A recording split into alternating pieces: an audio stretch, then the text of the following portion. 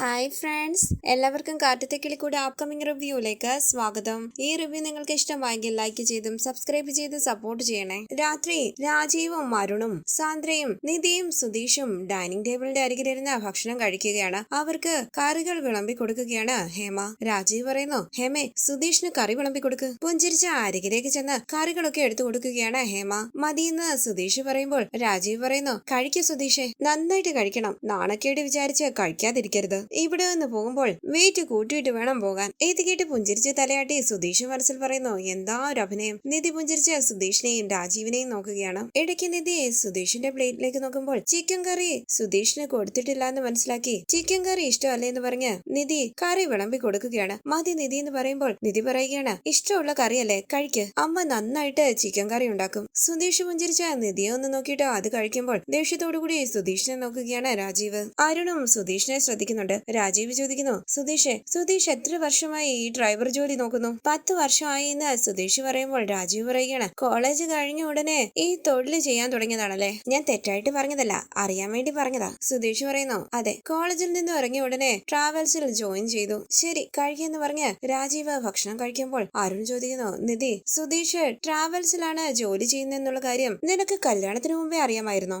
ഇത് കേട്ടൊന്ന് പതിരെ സുധീഷിനെ ഒന്ന് നോക്കിയിട്ട് നിധി പറയുന്നു, അറിയാമായിരുന്നു ചേട്ടാ, സുധീഷ് എന്നോട് പറഞ്ഞായിരുന്നു. രാജീവ് പറയുന്നു, ഇനി എത്ര നാള് ഡ്രൈവർ ജോലി നോക്കും സുധീഷെ? കുറച്ചുകൂടി നല്ല ജീവിത സാഹചര്യങ്ങളൊക്കെ വേണ്ടേ? ഒരു ബിസിനസ് ചെയ്യുന്നതിനെ കുറിച്ചൊക്കെ ആലോചിക്ക്. സുധീഷ് പറയുന്നു, ബിസിനസ് ഐഡിയാസ് എല്ലാം ഒരുപാടുണ്ട്, പക്ഷെ അതിനെല്ലാം ഫൈനാൻസ് വേണം. അത് റെഡിയാക്കാൻ ഒരുപാട് സമയം വേണ്ടി വരുമല്ലോ. ഇപ്പൊ ഉള്ളത് വെച്ച് ഞാൻ സന്തോഷമായിട്ടാണ് ജീവിക്കുന്നത്. അതുകൊണ്ട് ബിസിനസ് ചെയ്യണം, ഒരുപാട് സമ്പാദിക്കണമെന്നുള്ള ആഗ്രഹമൊന്നും ഇപ്പൊ ഇല്ല. ജീവിതം നന്നായിട്ട് പോവുകയല്ലേ, സമാധാനത്തോടുകൂടി സമ്പാദിക്കാം. രാജീവ് പറയുന്നു, സുധീഷെ, ഇതെല്ലാം ഒരു ബാച്ചുലറിന് പറയാൻ പറ്റും, പക്ഷേ ഒരു കുടുംബസ്ഥന് ഇങ്ങനെയൊന്നും പറയാൻ പറ്റില്ല. നമുക്കിവിടെ ഒരുപാട് ബിസിനസ് ഉണ്ട്, നോക്കി നടത്താൻ ആളെയില്ല. എല്ലാ ബിസിനസ്സും ഞാനും അരുണും കൂടി വേണം നോക്കി നടത്താൻ. സുധീഷിന് ഞങ്ങളുടെ ഒപ്പം താമസിച്ച് ഞങ്ങളുടെ ബിസിനസ് നോക്കിക്കൂടെ? സുധീഷ് നെറ്റി രാജീവിനെ നോക്കുമ്പോൾ നിധി തിരിഞ്ഞ് സുധീഷിനെ നോക്കുകയാണ്. രാജീവ് പറയുന്നു, എന്താ ഇങ്ങനെ നോക്കുന്നത്? ഞാൻ കാര്യമായിട്ട് ചോദിച്ചതാ. നിധി ചോദിക്കുന്നു, അതെങ്ങനെയാച്ചാ സുധീഷ് ഇവിടെ താമസിച്ച് ബിസിനസ് നോക്കുന്നത്?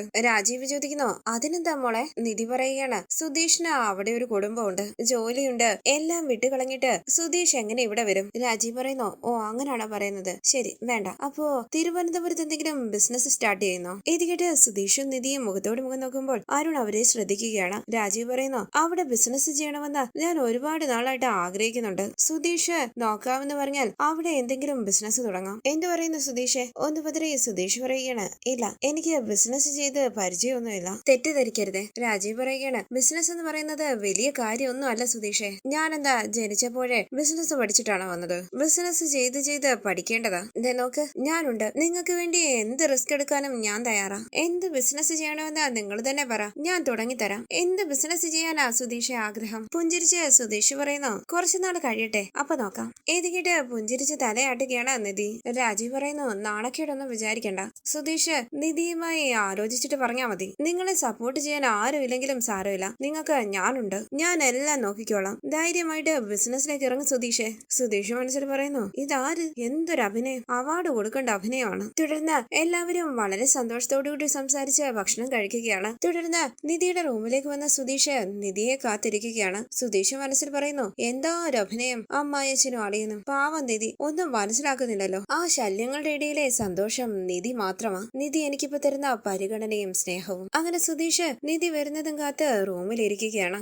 തുടർന്ന് സന്തോഷത്തോടുകൂടി സംസാരിച്ച് ഹോളിലിരിക്കുകയാണ് ഹേമയും അരുണും രാജീവും. നിധി വെള്ളവുമായി റൂമിലേക്ക് പോകുമ്പോൾ അരുൺ കണ്ണു കാണിക്കുകയാണ്. രാജീവ് പറയുന്നു, മോളെ നിധി, ഇങ്ങോട്ട് വന്നേ. നിധി ചോദിക്കുന്നു, എന്താ അച്ഛാ, രാത്രിയില് എല്ലാവരും കൂടി വലിയ സംസാരത്തിലാണല്ലോ? അതെ, വാ, നീ ഇവിടെ ഇരിക്കുന്നു പറഞ്ഞ് നിധിയുടെ കയ്യിൽ പിടിച്ച് തന്റെ അരികിലേക്ക് ഇരുത്തുകയാണ് രാജീവ്. നിധി ചോദിക്കുന്നു, എന്താ അച്ഛാ? രാജീവ് ചോദിക്കുന്നു, നിധി, നിനക്ക് സന്തോഷമാണോ? അപ്പൊ നിധി ചോദിക്കാണ്, എന്താ അച്ഛാ ഇങ്ങനെ ചോദിക്കുന്നത്?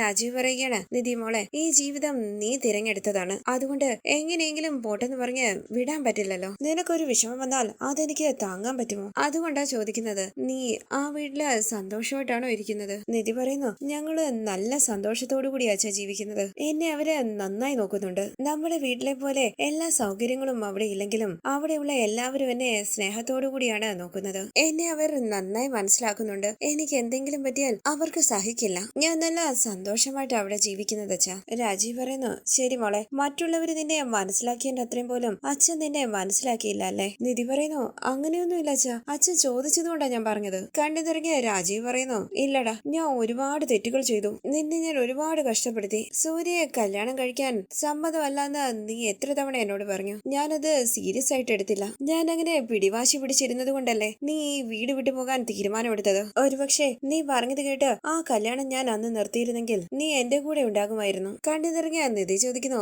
എന്താ അച്ഛാ അത്? ഇപ്പൊ എന്തിനാ പഴയതെല്ലാം ഓർത്ത് കണ്ണു നിറങ്ങിയിരിക്കുന്നത്? ഹേമ ചോദിക്കുന്നു, രാജീവേട്ട എന്താ ഇത്? ഇപ്പം നിധി തിരിച്ചു വന്നില്ലേ? പിന്നെന്താ? രാജീവ് പറയുന്നു, ഇല്ല ഹേമേ, മനസ്സിന് വല്ലാത്ത വിഷമം. ഒരു നല്ല അച്ഛനല്ലായിരുന്നു ഞാനെന്ന് എനിക്ക് ഇടയ്ക്കിടയ്ക്ക് തോന്നുക. അന്ന് നിധി പറയുന്നത് കേൾക്കാൻ ഞാൻ തയ്യാറായിരുന്നെങ്കിൽ നിധി ഉറപ്പായും എന്നോട് സുധീഷിനെ പറ്റി പറഞ്ഞേനെ. അഭിമാനവും അന്തസ്സും ഒന്നും നോക്കാതെ എന്റെ മോളുടെ സന്തോഷമാണ് എനിക്ക് വലുതെന്ന് കരുതി ഞാൻ സുധീഷിന്റെയും നിധിയുടെയും കല്യാണം നടത്തേണ്ടതായിരുന്നു. എന്റെ മോളെ ഞാൻ ഒരുപാട് വിഷമിപ്പിച്ചു. സോറിടാ. നിധി ചോദിക്കുന്നു, എന്തിനാച്ച ഇപ്പം സോറിയൊക്കെ പറയുന്നത്? ഹേമ പറയുന്നു, നിധി, നിന്റെ അച്ഛൻ ഒരുപാട് മാറി. നിന്നോട് അച്ഛനിപ്പം ഒരു ദേഷ്യവും ഇല്ല. നിധിയായിരുന്നു ശരി, ഞാൻ ആ തെറ്റ് ചെയ്തതെന്ന് ഇടയ്ക്കിടയ്ക്ക് എന്നോടിപ്പോ പറയാറുണ്ട്. ആലോചിച്ചാ ശരിയാണെന്ന് തോന്നും. പോലീസ് സ്റ്റേഷനിൽ വെച്ച് നടന്ന കല്യാണം നാട്ടുകാരെ വിളിച്ചുകൂട്ടി ആർഭാടമായിട്ട് നടത്താമായിരുന്നു. നിധി ഓർക്കുന്നു സാന്ദ്രയുടെ വാക്കുകൾ. അച്ഛനോട് സത്യം തുറന്നു പറയണം, സത്യങ്ങൾ മനസ്സിലാക്കിയാൽ പഴയതുപോലെ ആകുമെന്ന് പറഞ്ഞത്. തുടർന്ന് നിധി മനസ്സിൽ പറയുന്നു, അച്ഛനോട് സത്യങ്ങളെല്ലാം തുറന്നു പറഞ്ഞാലോ? വേണ്ട, സത്യം പറഞ്ഞാൽ എന്ത് സംഭവിക്കും? നടന്നതൊന്നും മാറ്റിയെടുക്കാൻ പറ്റില്ലല്ലോ. ഹേമ നിധിയെ വിളിക്കുന്നുവെങ്കിലും നിധി ശ്രദ്ധിക്കുന്നില്ല. രാജീവ് പറയുന്നു, നിധി, അമ്മ വിളിച്ചോണ്ടിരിക്കുന്നു, നീ കേൾക്കുന്നില്ലേ? നീ എന്താ ആലോചിക്കുന്നത്? ഒന്നുമില്ല അച്ഛാ. നിധി പറയുമ്പോൾ അരുൺ പറയുകയാണ്, അച്ഛാ, എന്തിനാ ഇങ്ങനെ വിഷമിച്ച് സംസാരിക്കുന്നത്? നിധി ഇപ്പം നമ്മുടെ അടുത്തേക്ക് തിരിച്ചു വന്നില്ലേ? ഇനി നമ്മുടെ നിധി നമ്മളെ വിട്ട് എങ്ങും പോകില്ല. നിധി ചോദിക്കുന്നു, എന്താ ഇത്? എന്താ ഇനി ഞാൻ ഇവിടെ താമസിക്കുന്നത് പോലെ പറയുന്നത്? 4 ദിവസം കഴിഞ്ഞാൽ എനിക്ക് തിരുവനന്തപുരത്ത് പോണം. ഇന്റർവ്യൂസ് ഒരുപാടുണ്ട്. ഒന്ന് മുതലേ രാജീവ് പറയുന്നു, നിന്റെ കഴിവിന് നല്ല കമ്പനിയില് നല്ലൊരു ജോലി തന്നെ കിട്ടും. അരുൺ പറയുന്നു, എനിക്കറിയാവുന്ന ചില കമ്പനികളുണ്ട്, അവിടെ ഞാൻ റെഫർ ചെയ്യാം. റെഫറൻസ് ഉണ്ടെങ്കിൽ നിനക്ക് ജോലി പെട്ടെന്ന് കിട്ടും. നിധി പറയുന്നു, ഇതിനു മുമ്പ് ഞാനൊരു ഇന്റർവ്യൂ അറ്റൻഡ് ചെയ്തായിരുന്നു. 2 റൗണ്ട് ഇന്റർവ്യൂ ഉണ്ടായിരുന്നു. റെഫറൻസിൽ വന്ന ആർക്കും ഇന്റർവ്യൂവിൽ നല്ല രീതിയിൽ പെർഫോം ചെയ്യാൻ പറ്റിയില്ല. പക്ഷേ ഞാൻ ഇന്റർവ്യൂവിൽ നന്നായി പെർഫോം ചെയ്തു. ജോലി കിട്ടിയെന്നുള്ള പ്രതീക്ഷയിൽ HR റൗണ്ടിന് പോയി. അവിടെ ഞാൻ ആരെയെ കണ്ടേന്നറിയുമോ? ആരെയെന്ന് അരുൺ ചോദിക്കുമ്പോൾ നിധി പറയുകയാണ്, സൂര്യ. എല്ലാവരും ഞെട്ടി നിധിയെ നോക്കുകയാണ്. രാജീവ് ചോദിക്കുന്നു, സൂര്യയോ? അവൻ എങ്ങനെയാ അവിടെ വന്നത്? നടന്ന കാര്യങ്ങളെല്ലാം വിശദമായി നിധി അവരോട് പറയുകയാണ്. എല്ലാം കേട്ട രാജീവ് പറയുന്നു, അരുണെ, ആ സൂര്യയോട് മര്യാദയ്ക്ക് പെരുമാറണമെന്ന് പറയണം. അവൻ എന്താ വിചാരിച്ചിരിക്കുന്നത്? എന്തിനാ ആവശ്യമില്ലാതെ എന്റെ മകളെ ശല്യപ്പെടുത്തുന്നത്? നീ അവനെ നിലയ്ക്ക് നിർത്തിക്കോണം. അരുൺ പറയുന്നു, ശരി അച്ഛാ, ഞാൻ സൂര്യയോട് സംസാരിക്കാം. ഇനി അവൻ നിധിയുടെ കാര്യത്തിൽ തലയിടില്ല. രാജീവ് പറയുന്നു, മോള് വിഷമിക്കണ്ട, ഇനി സൂര്യ നിന്റെ കാര്യത്തിൽ ഇടപെടില്ല, അച്ഛൻ നോക്കിക്കോളാം. തുടർന്ന് നിധിയെ കാണാതെ സുധീഷ് മനസ്സിൽ പറയുന്നു, എന്താ ചെയ്യുന്നതെന്ന് ചെന്ന് നോക്കിയാലോ? അങ്ങനെ സുധീഷ് റൂമിന് പുറത്തേക്ക് പോവുകയാണ്. നിധിയും രാജീവും അരുണും ഹേമയും സന്തോഷത്തോടു കൂടി സംസാരിച്ചിരിക്കുന്നു. സുധീഷ് സന്തോഷത്തോടു കൂടി നിധിയെ തന്നെ നോക്കി നിൽക്കുകയാണ്. തുടർന്ന് ഹരീഷും നികേഷും സുഭാഷും നല്ല ഉറക്കത്തിൽ കിടക്കുമ്പോൾ നീതു ഹരീഷിന്റെ ഫോണിലേക്ക് മെസ്സേജ് അയക്കുകയാണ്. ശബ്ദം കേട്ട് ഫോൺ എടുത്ത് നോക്കുകയാണ് ഹരീഷ്. ഉറങ്ങിയോ എന്നാണ് നീതു മെസ്സേജ് അയച്ചിരിക്കുന്നത്. ഇനി ഉറങ്ങിയിട്ടില്ല എന്ന് ഹരീഷ് റിപ്ലൈ ചെയ്യുമ്പോൾ കോള് ചെയ്യട്ടെ എന്ന് ചോദിക്കുകയാണ് നീതു. സുഭാഷിനെയും നികേഷിനെയും ഒന്ന് നോക്കിയിട്ട് ഹരീഷ് പതിയെ ഫോണുമായി പുറത്തേക്ക് പോവുകയാണ്. നീതു ഹരീഷിന്റെ ഫോണിലേക്ക് വിളിക്കുമ്പോൾ ഫോൺ അറ്റൻഡ് ചെയ്ത് സംസാരിക്കുകയാണ് ഹരീഷ്. പരാത നീതു പറയുമ്പോൾ ഹരീഷ് ചോദിക്കുകയാണ്, ഞാൻ എന്താ പറയേണ്ടത്? എനിക്കറിയില്ല എന്ത് പറയണമെന്ന്. നീതു പറയുകയാണ്, അറിയില്ലേ? എങ്കിൽ ഞാൻ ചോദിക്കാം, എന്നെ ഇഷ്ടമാണോ? ഹരീഷ് പുഞ്ചിരിച്ച് ഒന്നും മിണ്ടാതെ നിൽക്കുമ്പോൾ നീതു ചോദിക്കുന്നു, എന്താ സൈലന്റ് ആയത്? അപ്പൊ എന്നെ ഇഷ്ടമല്ലേ? ഹരീഷ് ചോദിക്കുന്നു, ഇഷ്ടമല്ലെങ്കിൽ ഇങ്ങനെ രാത്രി നിന്ന് സംസാരിക്കുവോ? നീതു പറയുന്നു, എങ്കിൽ പിന്നെ ഇഷ്ടമാണെന്ന് പറ. ഹരീഷ് പറയുകയാണ്, അങ്ങനെയൊന്നും പറയാതെ, എനിക്കെന്തോ വല്ലാതെ തോന്നുന്നു. നീതു പറയുന്നു, നീ എന്നോട് ഇങ്ങനെയൊക്കെ സംസാരിക്കുമെന്ന് ഞാൻ ഒരിക്കലും വിചാരിച്ചില്ല. എനിക്ക് നിന്നെ ഒരുപാട് ഇഷ്ടമാ. എന്ന് ഞാൻ കടയിൽ വന്നിരിക്കുമെങ്കിലും നീ എന്നോട് സ്നേഹത്തോടു കൂടി സംസാരിക്കാറില്ല. പക്ഷേ ഇന്ന് നീ എന്നോട് സ്നേഹത്തോടെ സംസാരിച്ചു. ഇപ്പൊ ഞാൻ തന്നെയല്ലേ സംസാരിച്ചുകൊണ്ടിരിക്കുന്നത്? ഇനി ഹരീഷ് പറ. ഹരീഷ് ചോദിക്കുന്നു, നാളെ കടയിൽ വരുമോ? വരണോ എന്ന് നീതു ചോദിക്കുമ്പോൾ ഹരീഷ് പറയുകയാണ്, നിന്റെ ഇഷ്ടം. ശരി, ഞാൻ വരില്ല എന്ന് നീതു പറയുമ്പോൾ വിഷമത്തോടു കൂടി ഹരീഷ് ചോദിക്കുന്നു, വരില്ലേ? ശരി അപ്പൊ. നീതു പറയുകയാണ്, ഞാൻ വരില്ല എന്ന് പറഞ്ഞിട്ട് നിനക്ക് വിഷമമൊന്നും തോന്നുന്നില്ലേ? ഞാൻ വരില്ല എന്ന് പറഞ്ഞാ നീ വരണോ എന്ന് പറയണം, മനസ്സിലായോ? ഇത് കേട്ട് പുഞ്ചിരിച്ച് ഹരീഷ് പറയുന്നു, ശരി അപ്പൊ വാ. ഹരീഷും നീതുവും പ്രണയത്തോടു കൂടി ഫോണിൽ സംസാരിക്കുകയാണ്. തുടർന്ന് ഹരീഷ് പറയുന്നു, ഇന്ന് മതി, ഇനി നീ പോയി ഉറങ്ങ്. നീതു ചോദിക്കണം, എന്താ നിനക്ക് ബോറടിക്കുന്നുണ്ടോ? അങ്ങനെയല്ലെന്ന് ഹരീഷ് പറയുമ്പോൾ നീതു ചോദിക്കണം, പിന്നെന്തിനാ ഉറങ്ങാൻ പറയുന്നത്? ഹരീഷ് പറയുന്നു, എനിക്ക് ഉറക്കം വരുന്നുണ്ട്, രാവിലെ എഴുന്നേറ്റ് ജോലിക്ക് പോകേണ്ടതല്ലേ. നീതു പറയുന്നു, ശരി നീ ഉറങ്ങ്, ഞാൻ വെക്കുവാണെന്ന് പറഞ്ഞ് നീതു ഫോൺ കട്ട് ചെയ്യുകയാണ്. നീ നീതു പിടങ്ങിയോ എന്ന് ആലോചിച്ച് ടെൻഷനോടുകൂടി നിൽക്കുകയാണ് ഹരീഷ്. ഉറക്കം ഉണർന്ന നികേഷ് ഹരീഷ് എവിടെ പോയെന്നറിയാതെ ചുറ്റും നോക്കുകയാണ്. നീതു വീണ്ടും ഹരീഷിന്റെ ഫോണിലേക്ക് വിളിച്ചിട്ട് പറയുന്നു, ഞാൻ ദേഷ്യപ്പെട്ടല്ലേ ഫോൺ കട്ട് ചെയ്തത്, പിന്നെ നീ എന്താ എന്നെ തിരിച്ചു വിളിക്കാത്തത്? ഹരീഷ് ചോദിക്കുന്നു, നീ ദേഷ്യപ്പെട്ടിരിക്കുകയാണോ? നീതു പറയുകയാണ്, അതിപ്പോഴാണ് നിനക്ക് മനസ്സിലാകുന്നത്. ഫോൺ വെക്കെന്ന് പറഞ്ഞ് നീതു ഫോൺ കട്ട് ചെയ്യുകയാണ്. ഒന്ന് ആലോചിച്ച് ഇങ്ങോട്ടേക്ക് തിരിയുന്ന ഹരീഷ് കാണുകയാണ് പുഞ്ചിരിച്ച് തന്നെ നോക്കി നിൽക്കുന്ന നികേഷിനെ. ഞെട്ടി ഹരീഷ് ചോദിക്കുന്നു, നീ ഇതുവരെ ഉറങ്ങിയില്ലേ? നീ ഉറങ്ങുകയായിരുന്നല്ലോ. നികേഷ് ചോദിക്കുന്നു, ഫോണിൽ ആരാ? ഹരീഷ് പറയുന്നു, അതൊരു കസ്റ്റമർ ആടാ, എമർജൻസി ആയിട്ട് ഒരു വണ്ടി കൊണ്ടുവരട്ടെ എന്ന് ചോദിച്ചതാ. നികേഷ് പറയുകയാണ്, ഈ രാത്രിയില് വണ്ടിയും കൊണ്ടുവരട്ടെ എന്ന് പറഞ്ഞ് ഫോൺ വിളിച്ചു. വിശ്വസിക്കാൻ പറ്റുന്നില്ല. നീ അത് വിടെന്ന് പറഞ്ഞ് ഹരീഷ് അകത്തേക്ക് പോകാനായി തുടങ്ങുമ്പോൾ നികേഷ് ചോദിക്കുന്നു, നീതുവാ? ഹരീഷ് ഞെട്ടി തിരിഞ്ഞു നോക്കുകയാണ്. നികേഷ് പുഞ്ചിരിച്ച് ഹരീഷിനെ നോക്കുമ്പോൾ ഹരീഷ് പറയുന്നു, ഏയ് നീതു ഒന്നുമല്ല. നികേഷ് ചോദിക്കുകയാണ്, ഹരീഷ് ഏട്ടാ എന്താ ഇത്? ഹരീഷ് ഏട്ടൻ രാത്രിയിൽ ഫോണിൽ ഒരു പെണ്ണിനോട് സംസാരിക്കുന്നു. ഇത്ര പെട്ടെന്ന് രാത്രിയിൽ സംസാരിക്കുന്ന രീതിയിലൊക്കെ ആയോ? അയ്യോ, ഇത് ഉടനെ സുഭാഷ് ഏട്ടനോട് പറയണമല്ലോ. സുഭാഷ് ഏട്ടാ ഓടി വാ. എടാ പറയില്ല എന്ന് പറഞ്ഞ ഹരീഷ് നികേഷിന്റെ വാ പൊത്തി പിടിക്കുകയാണ്. തുടർന്ന് ഹരീഷ് പറയുന്നു, ഞാൻ പറയില്ല, എന്നെ വിട്. എന്താ ഇവിടെ നടക്കുന്നത് ശരിക്കും? ഹരീഷ് നാണത്തോടുകൂടി കുലുങ്ങി നിൽക്കുകയാണ്. നികേഷ് പറയുന്നു, അയ്യോ ഹരീഷ് ഏട്ടന് നാണം വരുന്നു. എനിക്ക് നാണം വരുന്നുണ്ടല്ലോ. ഹരീഷ് ഏട്ടൻ ഒരു പെണ്ണിനോട് സംസാരിക്കാൻ തുടങ്ങി. ഹരീഷ് നാണത്തോടുകൂടി ചിരിച്ച് അകത്തേക്ക് ഓടി പോവുകയാണ്. ഹരീഷ് ഏട്ടൻ ഇത്രയും നാണോ എന്ന് ചോദിച്ച് നികേഷ് ചിരിച്ചുകൊണ്ട് പിന്നാടെ വരുന്നു. തുടർന്ന് രാജീവും നിധിയും ഹേമയും അരുണും സംസാരിച്ചിരിക്കുകയാണ്.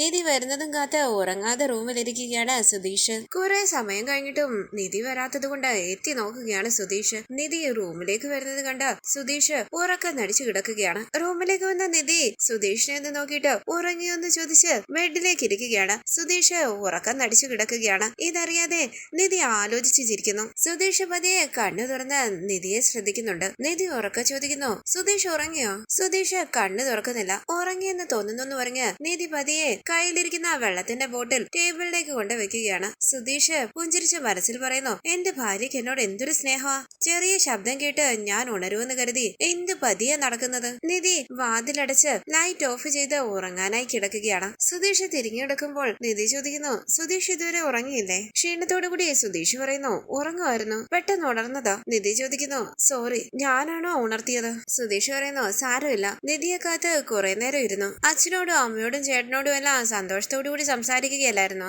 എങ്കിൽ പിന്നെ ഉറങ്ങാൻ നേരത്തെ കിടന്നതാ. നിധു പറയുന്നു, ഞാൻ നേരത്തെ വന്നേനെ, പക്ഷെ എന്താണെന്ന് അറിയത്തില്ല. അച്ഛൻ എന്നെ അടുത്തേക്ക് വിളിച്ചിരുന്ന് ഇമോഷണലായി സംസാരിച്ചു. സുധീഷ് മനസ്സിൽ പറയുന്നു, സംസാരിച്ചില്ലെങ്കിലല്ലേ ഉള്ളൂ അത്ഭുതം. എങ്ങനെയെങ്കിലും നിധിയെ ഇവിടെ പിടിച്ചു നിർത്താനല്ലേ ശ്രമിക്കുന്നത്. നിധി പറയുന്നു, അച്ഛൻ ഇത്ര പെട്ടെന്ന് മാറുമെന്ന് ഞാൻ ഒരിക്കലും വിചാരിച്ചില്ല. അച്ഛൻ നമ്മളെ സപ്പോർട്ട് ചെയ്ത് സംസാരിക്കാനായി തുടങ്ങിയിരിക്കുന്നു. സുധീഷും അച്ഛനും വന്ന് കാറിൽ സംസാരിച്ചത് കൊണ്ടാ അച്ഛൻ ഇങ്ങനെ മാറിയത്. സുധീഷ് എന്താ സംസാരിച്ചതെന്നൊന്നും എനിക്കറിയില്ല, പക്ഷെ ആ സംസാരം കൊണ്ട് അച്ഛനെ ഒരുപാട് മാറ്റിയെടുക്കാൻ കഴിഞ്ഞു. ഒരുപാട് നന്ദിയുണ്ട്. സുധീഷ് പറയുന്നു, നമ്മുടെ ഇടയിൽ എന്തിനാ നന്ദിയൊക്കെ? നീതി തിരിഞ്ഞ് സുധീഷിനെ നോക്കുമ്പോൾ സുധീഷ് പറയുകയാണ്, അതല്ല മൂന്നാമതൊരാളോട് വേണ്ടേ നമ്മൾ നന്ദിയൊക്കെ പറയേണ്ടത്? നമ്മൾ ഒന്നല്ലേ? നമ്മൾ ഒന്ന് നിധി ചോദിക്കുമ്പോൾ ഒന്ന് പതറി സുധീഷ് പറയുന്നു, അതല്ല നിധി, നമ്മൾ നല്ല ഫ്രണ്ട്സ് അല്ലേ? നമുക്കിടയിൽ എന്തിനാ ഈ താങ്ക്സും സോറിയും ഒക്കെ? നിധി പറയുകയാണ്, താങ്ക്സ് അല്ലേ പറഞ്ഞത്, അല്ലാതെ സോറി ഒന്നും പറഞ്ഞില്ലല്ലോ. സുധീഷ് പറയുന്നു, ശരി സോറി. നിധി പറയുകയാണ്, ഫ്രണ്ട്സിന്റെ ഇടയിൽ താങ്ക്സും സോറിയും ഒക്കെ എന്തിനാണെന്നല്ല ചോദിച്ചത്, പിന്നെ എന്തിനാ എന്നോട് സോറി പറയുന്നത്?